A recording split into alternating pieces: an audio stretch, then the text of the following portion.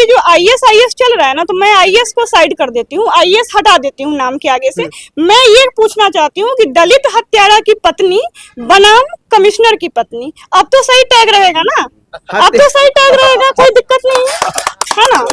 हत्यारा की बात की आपने, हाँ। उधर से कहा गया कि आप सुप्रीम कोर्ट का जजमेंट उठा के देख लीजिए, वो हत्यारा किस प्रकार से, उनको भीड़ को उकसाने का आरोप था, भीड़ को भड़काने का आरोप था।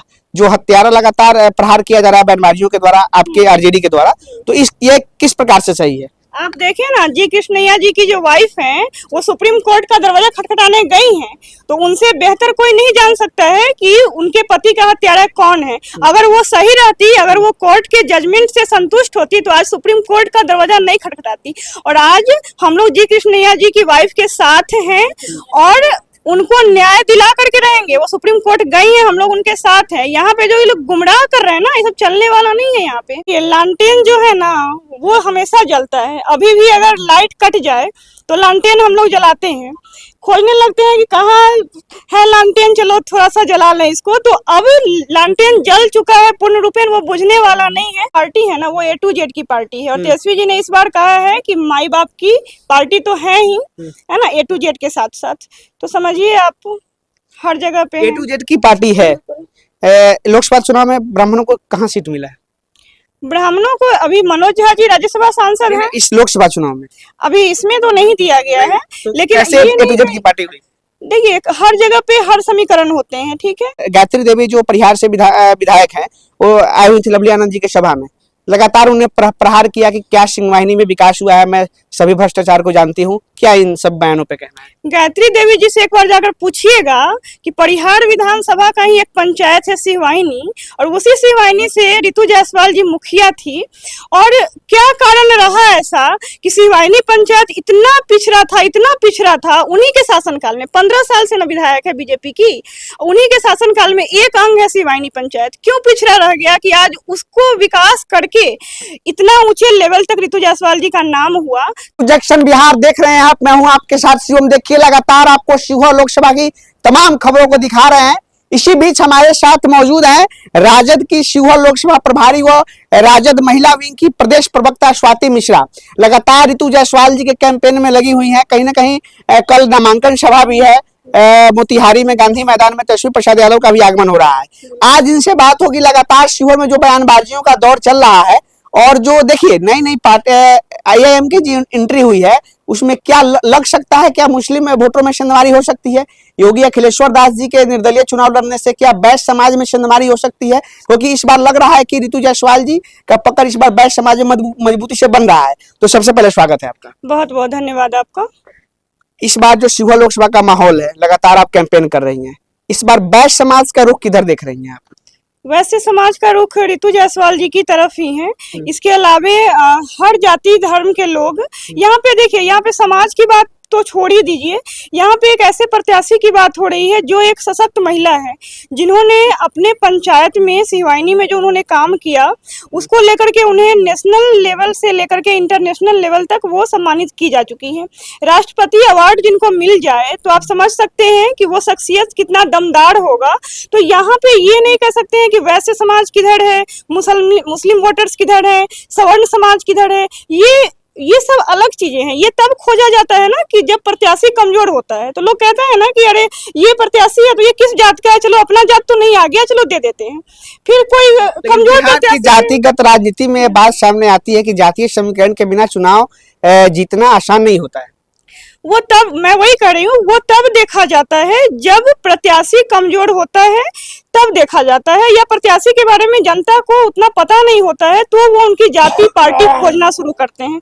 लेकिन अपना जो शिवहर लोकसभा है, यहाँ जो रितु जायसवाल जी हैं, वो एक ऐसी प्रत्याशी हैं जिनको जाति धर्म पार्टी से ऊपर उठ करके लोग वोट कर रहे हैं। यहाँ तक कि बीजेपी के लोगों के बारे में बता दूं, वो आधा से ज्यादा बीजेपी के वोटर्स भी इधर आ रहे हैं इनके शख्सियत से प्रभावित होकर के, क्योंकि सबको लगता है कि नहीं, ये एक ऐसी महिला है जो अपने दम पे है, ना इनके पीछे इनके पति का हाथ है, ना बेटे का हाथ है। ये खुद में काबिलियत रखती हैं और खुद अपने दम पे पहचान बनाई है। कहा जा रहा है कि इस बार बैश्य समाज के जो वोटर हैं असमंजस में हैं, कहीं ना कहीं एनडीए के कोर वोटर माने जाते हैं, लेकिन रितु जायसवाल जी के आने से और कहीं ना कहीं योगी अखिलेश्वर दास है, तो कहा जा रहा है कि भाई वैश्य समाज के वोटर 3 धाराओं में बट जाएंगे।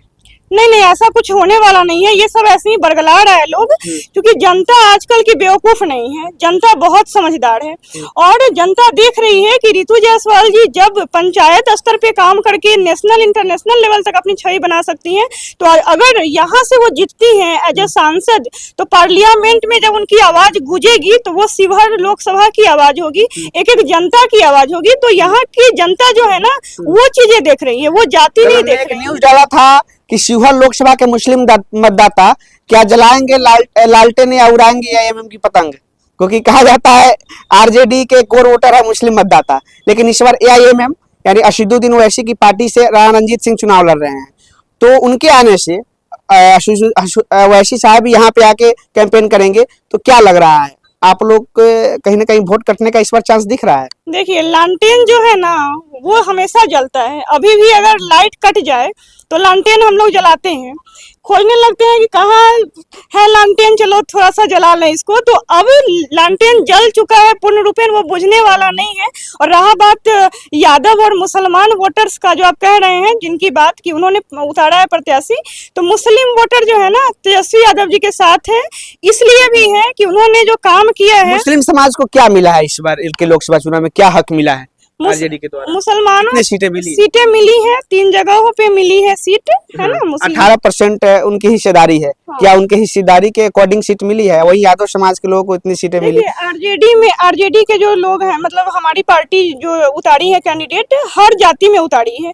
आप देखिए, तो मैं भूमिहार समाज से हूँ, हमारे समाज में मुन्ना शुक्ला जी को दिया गया टिकट, राजपूत समाज में सुधाकर सिंह जी को दिया गया टिकट, कुशवाहा समाज में मिला टिकट, मुस्लिम समाज में मिला टिकट, हर रविदास में मिला टिकट, माझी में मिला, मतलब हर जाति को उन्होंने टच किया है। कहा गया था जातीय जनगणना के समय की जितनी जिसकी संख्या भारी उतनी उसकी हिस्सेदारी। क्या हिस्सेदारी मिली है मुस्लिम समाज? बिल्कुल मिली है। आप देखिए ना, मैं तो शहाबुद्दीन साहब के परिवार के साथ कैसा किया गया सिवान में, जिनकी राजनीतिक पृष्ठभूमि मजबूत रही, कहीं ना कहीं लालू परिवार को बिहार में मजबूती के साथ खड़ा करने में शहाबुद्दीन साहब के परिवार का मजबूती से माना जाता है। लेकिन इस बार हिना साहब निर्दलीय चुनाव लड़ रही है, उनको हमारी पार्टी की तरफ से बोला गया था लड़ने के लिए, लेकिन हिना साहब ने मना कर दिया साफ तौर पे। आपको पता होगा, आप मीडिया के लोग हैं, आपसे कुछ छुपा नहीं है, और उन्होंने मना कर दिया था। अदरवाइज देखिए तो 3 सीटें मुस्लिम को मिला है।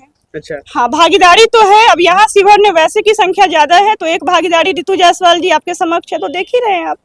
और देखिए, जैसा कि आप भूमिहार समाज से हैं, स्वाति मिश्रा आपका नाम हुआ, यहाँ पे ब्राह्मण समाज का भी फैक्टर जो काम करता है शिवहर में, ब्राह्मण भूमिहार समाज का, लेकिन कहीं जो जीत का अंतर होता है उसमें ब्राह्मण भूमिहार समाज अपनी अच्छी भूमिका निभाता है। तो देखिए, इस बार कहीं ना कहीं ब्राह्मण समाज के साथ आरजेडी ने कहाँ न्याय किया लोकसभा चुनाव में? ब्राह्मणों की संख्या है, और शिवहर की बात अगर करें तो ब्राह्मण भूमिहार लोग रितु जायसवाल जी को देने जा रहे हैं, है ना। सवर्ण समाज, हमारी जो पार्टी है ना, वो A to Z की पार्टी है, और तेजस्वी जी ने इस बार कहा है कि माई बाप की पार्टी तो है ही, है ना, A to Z के साथ साथ। तो समझिए आप, हर जगह पे A to Z की पार्टी है। लोकसभा चुनाव में ब्राह्मणों को कहाँ सीट मिला है? ब्राह्मणों को अभी मनोज झा जी राज्यसभा सांसद हैं इस लोकसभा चुनाव में, अभी इसमें तो नहीं दिया गया है, लेकिन कैसे A to Z की पार्टी हुई? देखिए, हर जगह पे हर समीकरण होते हैं, ठीक है। कहीं कहीं पे हो सकता है, अभी राज्यसभा सांसद है ना मनोज झा जी, अगली बार हो सके विधानसभा में उनकी भागीदारी हो, क्योंकि सीट के अकॉर्डिंग होता है। ये कहना है कि हमारी A to Z की पार्टी है, और तेजस्वी प्रसाद ने कहा था कि हमारी माई बाप की पार्टी है। हमारी पार्टी में हर जाति धर्म के लोग हैं, यहाँ पे ये नहीं कह सकते हैं कि एक ही पार्टी को लेके चल रहे हैं लोग। ये सब जो दूसरे दल के लोग हैं ना, ये लोग भरवा रहे हैं। ऐसा क्या कुछ कहिएगा इस बार शिवहर लोकसभा में? आपने जो बात की, जाति धर्म मजहब से लोग उठकर वोट करेंगे, और कहीं ना कहीं रितु जायसवाल जी को आप कहना है कि मौका देंगे, तो क्या ये जो कहना है? और गायत्री देवी जो परिहार से विधायक है, वो आई हुई थी लवली आनंद जी के सभा में, लगातार उन्हें प्रहार किया कि क्या सिंहवाहिनी में विकास हुआ है, मैं सभी भ्रष्टाचार को जानती हूँ। क्या इन सब बयानों पे कहना है? गायत्री देवी जी से एक बार जाकर पूछिएगा कि परिहार विधानसभा का ही एक पंचायत है सिंहवाहिनी, और उसी सिंहवाहिनी से रितु जायसवाल जी मुखिया थी, और क्या कारण रहा ऐसा कि सिंहवाहिनी पंचायत इतना पिछड़ा था उन्हीं के शासनकाल में। 15 साल से न विधायक है बीजेपी की, उन्हीं के शासनकाल में एक अंग है सिंहवाहिनी पंचायत। क्यों पिछड़ा रह गया कि आज उसको विकास करके इतना ऊंचे लेवल तक रितु जायसवाल जी का नाम हुआ? तो ये उनसे पूछिए ना कि आपके शासनकाल में क्यों पिछड़ा है सिंहवाहिनी, क्यों जी रास्ता देख रहा था किसी ऐसी महिला का कि वो आएंगी तो ये विकास होगा, और जब रितु जायसवाल जी आई वहां पे उन्होंने विकास किया, तो उनसे बेहतर तो कोई नहीं समझ सकता है ना। गायत्री देवी से जाके पूछिएगा कि आप ही का अंग है ना, क्यों पीछे था। अच्छा, शिवहर लोकसभा में लगातार रोड नहीं थी वहां पे, सिवानी में रोड नहीं थी, इतना गाड़ियां धंसती थी, बैलगाड़ी में रितु जायसवाल जी गई थी, वहां वो धंसती थी। रितु जायसवाल जी ने सिंहवाहिनी का एक संपूर्ण बेहतर तरीके से विकास किया है। बिल्कुल अच्छा, जो शिवहर लोकसभा में लगातार बयानबाजियों का दौर चल रहा है, कहीं ना कहीं राजनीतिकरण हर चीज का हो गया है शिवहर में लोकसभा में इस बार, इन सभी प्रकार के इस मुद्दे को कैसे देखती है? देखिए यहाँ पे बयानबाजी जो लोग कर रहे हैं, ये लोगों के पास वोट बैंक है नहीं, ये लोग के अंदर बौखलाहट है कि कहीं वो हार न जाए, खुद में हारा हुआ महसूस कर रहे हैं।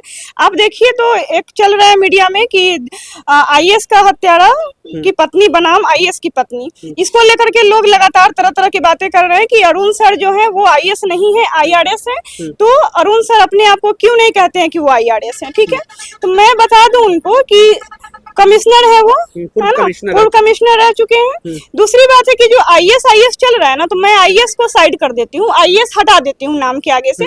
मैं ये पूछना चाहती हूँ कि दलित हत्यारा की पत्नी बनाम कमिश्नर की पत्नी, अब तो सही टैग रहेगा ना, अब तो सही टैग रहेगा, कोई दिक्कत नहीं है ना।